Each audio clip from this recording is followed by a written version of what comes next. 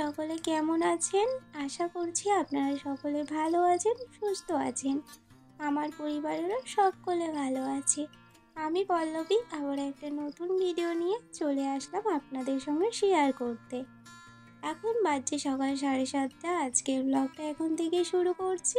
ব্লগটা দেখতে থাকুন, আশা করছি ব্লগটা আপনাদের খুব ভালো লাগবে। সকালবেলা উঠেছি 6টা নাগাদ। ভেবেছিলাম সকাল সকাল উঠেছি, একটু কাজটা তাড়াতাড়ি করব, ছেলে ঘুমাচ্ছে, কিন্তু না, আমি ওঠার সঙ্গে সঙ্গে ও উঠে পড়েছে, মানে ওই 5-10 মিনিট পরেই। তো সেই জন্য আর আমার কাজগুলো করা হয়নি।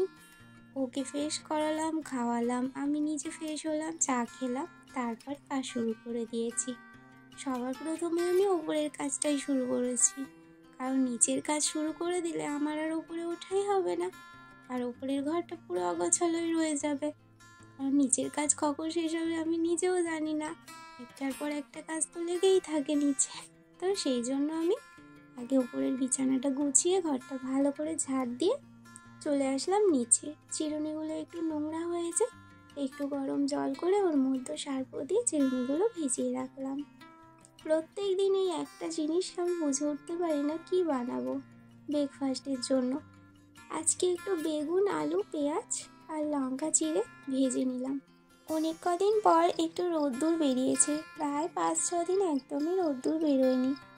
তো সেই জন্য জামা কাপড়ও কাচা হয়নি ভালো মতো। তো আজকে মা অনেকগুলো জামা কাপড় কেচেছে, সেই জামা কাপড়গুলোই আমি এখন ছাদে এসে মেলে দিতে, কারণ মায়ের স্নান করতে একটু লেট হবে, সেই জন্য ততক্ষণে একটু শুকিয়ে যাবে। আমি সেই জন্য মেলতে আসলাম। আর এটা হচ্ছে জেঠিমাদের ছাদ, পাশের বাড়ি, কারণ আমাদের তো মাটির ঘর, টিন চাপানো, কোনো ছাদ নেই। তারপরে আমি এসে স্নানটাও করে নিয়েছি। তারপরে এখানে চলে এসেছি রান্না বসাতে। 5 ফোড়নটা শেষ হয়ে গেছিলো, 5 ফোড়নটা নিয়ে এসছে, আমি কৌটোর মধ্যে ঢেলে রাখলাম, আর যতটুকু লাগবে ততটুকু মশলাদানির মধ্যে রেখে দিলাম, যেটা প্রত্যেক দিন রান্না করি। আজকে একটু বেগুন ভাজা করব। বেগুন ভাজা খেতে আমার বেশ ভালো লাগে, তাই সবাই খায়, আমার ছেলে আর আমার শ্বশুরমশাই মানে বাবা, ওনারাই খায় না। আর এখন বেগুনগুলো নয় এত মিষ্টি, তবুও আমি একটু চিনি দিলাম, কেন বলো তো, অভ্যাস হয়ে গেছে ভাজাতে একটু মিষ্টি দিয়ে দিয়ে, সেই জন্য দিলাম। আর এখানে একটু টকও বসিয়ে দিলাম। আর সত্যি বন্ধুরা, বিপদ যে কখন কার আসে সত্যি আমরা জানি না। এক্ষুনি ভালো আছি, আবার এক্ষুনি আমাদের কিছু হতে পারে, সেটা আমাদের অজানা। ঘটে গিয়েছে আজকে আমাদের সাথে সেরকম কিছু ঘটনা। আমার ছেলে সকাল থেকে বেশ ভালোই খেলছিল, বললামই তো আমার সাথেই উঠে গিয়েছে। হঠাৎ করে ছুটে ছুটে যেতে গিয়ে এ ঘর থেকে ও ঘরে পড়ে গিয়ে ঠোঁট একটা কেটে গেল, দাঁত বসে গিয়ে অনেক রক্তপাত হলো। আবার কিছুক্ষণ চুপ করালাম, চুপ করানোর পর আবার প্রায় 1 ঘন্টা পর আবার দৌড়াতে গিয়ে আবার পড়ে গিয়ে আবার ওপর ঠোঁটটা কাটলো। আজকে ভেবেছিলাম কাজটা একটু তাড়াতাড়ি হয়তো হবে, সকাল সকাল উঠেছি, খুব একটা তাড়াহুড়ো করতে হবে না, ধীরে সুস্থে কাজ হবে, কিন্তু না, ওই যে আমার ছেলে দুবার পড়ে গেল, মনটাও খারাপ হয়ে গেল, কাজেও আর মন লাগছে না। কিন্তু কাজগুলো তো করতেই হবে বলো, সংসারের কাজ তো পড়ে থাকলে হবে না, রান্না বান্না না করলে খাবো কি, সবাই আছে বাড়িতে। তো রান্না বান্না সব কমপ্লিট, টক, বেগুন ভাজা, ধনেপাতার চাটনি, ফুলকপি, আলু আর ডিম দিয়ে একটু ঝোল বানিয়ে নিয়েছি। গ্যাসটাও মুছে নিলাম, আর এই জায়গাটা একটু নাতাও দিয়ে নিচ্ছি। আমাদের বাড়িটা তো মাটি, পুরোটাই মাটি, সেই জন্য নাতা দিতে হয়। আর ওপরটায় আমার কার্পেট বিছানো আগে ছিল, কিন্তু কার্পেটটা অন্য ঘরে পাতার জন্য ওপরটা এখন মাটিই রয়েছে। ভাবছি একটা কার্পেট কিনবো, দেখি কবে কেনা হয়। ছেলে ওর দাদুর সঙ্গে বেড়াচ্ছিল, সেই সুযোগে আমি এইখানে বাসনগুলো মাজতে চলে আসলাম। আর ও আজকে তো খেতে পারবে না কিছুই, মানে ভাত ঝাল দিয়ে, তো সেই জন্য বাবা ওর জন্য মিষ্টি নিয়ে এসে দিয়েছে, ও এখন ওটাই খাচ্ছে। আর আমি এখানে বাসনগুলোও ধুয়ে নিয়ে চলে এসেছি। এর মধ্যে আমাদের খাওয়া কমপ্লিট হয়ে গেছে। খাওয়া কমপ্লিট করে যেই চিরুনিগুলো ছিল, ওই চিরুনিগুলো আমি এখন পরিষ্কার করে নিচ্ছি, কারণ বাবুকে নিয়ে ওর বাবা একটু বেড়াতে গেল ওই মাঠের দিকে রোদ্দুরে, সেই জন্য আমি ভাবলাম ও যতক্ষণ না আসছে আমি চিরুনিগুলো পরিষ্কার করে নিই, কারণ সব চিরুনিগুলোই ভিজিয়ে দিয়েছি। যেগুলো নিচে ছিল ওপরে পার্লারের ঘরে সবগুলো ভেজানো হয়েছে। তখন আবার কাস্টমার আসলে কাজ করতে পারবো না চট করে নিয়ে। তো চিরুনিগুলো ধুয়ে ভালো করে নিয়ে চলে এসেছি, মুছেও নিয়েছি। এবার যেখানে যেটা থাকে সেই জায়গা মতো চিরুনিগুলো আমি রেখে দেবো।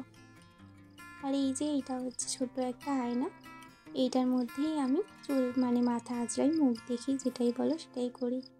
একটা ড্রেসিং টেবিলের খুব শখ আছে, জানি না কবে হবে। এখন প্রায় বিকেল, তো ছেলের জন্য আজকে একটু পাস্তা বানাচ্ছি। কিছু একদম ভালো করে খেতে চায় না জানো তো, সেই জন্য ভাবলাম পাস্তা তো অনেকটাই কেনা আছে, দেখি আজকে একটু সবজি দিয়ে বানিয়ে দিই, যদি খায়। তো সেই জন্য একটু পাস্তা আর বাড়িতে যেই সব সবজি ছিল সবজি দিয়ে পাস্তাটা বানাচ্ছি।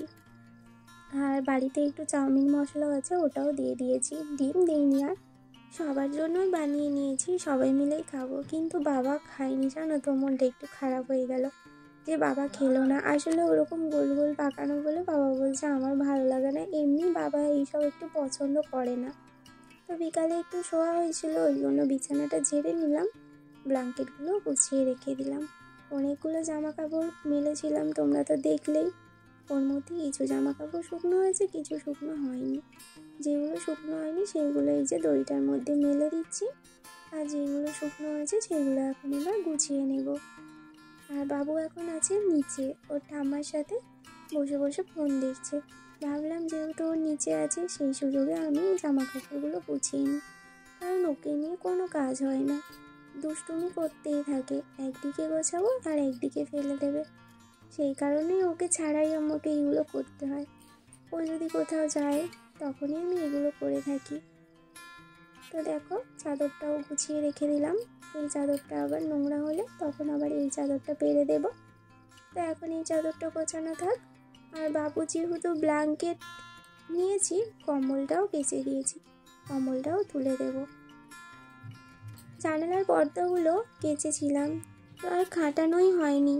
কদিন থেকে ভাবছি খাটাবো খাটাবো, কিন্তু মানে দড়ির জন্য খাটানো হচ্ছিল না।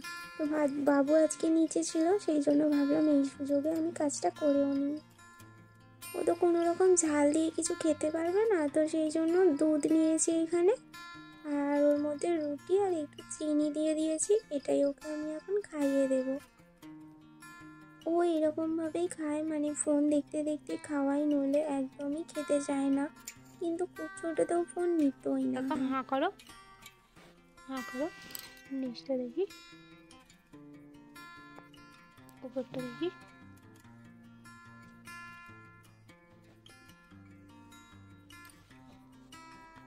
দেখলেই তো বন্ধুরা, ওপর নিচ দুটো ঠোঁটই পুরো কেটে গিয়েছে, ভীষণ কষ্টই হচ্ছে ওর, দেখতেই পাচ্ছ।